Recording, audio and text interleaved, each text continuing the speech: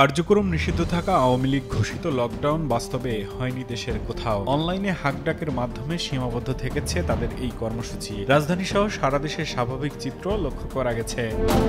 সকালে কিছুটা আতঙ্ক থাকলেও সকাল বাড়ার সঙ্গে সঙ্গে ধীরে ধীরে স্বাভাবিক হতে থাকে যান চলাচল। যাত্রাবাড়ি, গুলিস্তান, পল্টন, আজিমপুর, ধানমন্ডি, মিরপুর সহ প্রতিটি এলাকায় ছিল স্বাভাবিক চিত্র।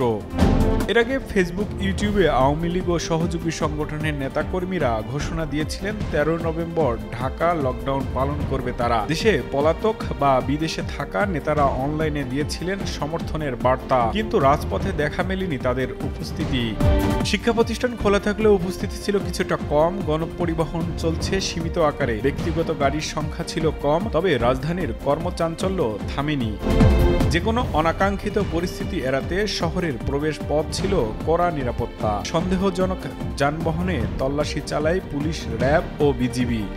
অন্যদিকে নাশকতা ঠেকাতে রাজপথে দেখা গেছে বিভিন্ন রাজনৈতিক দলের কর্মীদের উপস্থিতি। বিএনপি, জামাত, গণ অধিকার পরিষদ, বিভিন্ন সংগঠন প্রতিরোধমূলক কর্মসূচি পালন করেছে তারা আজ সারাদিন।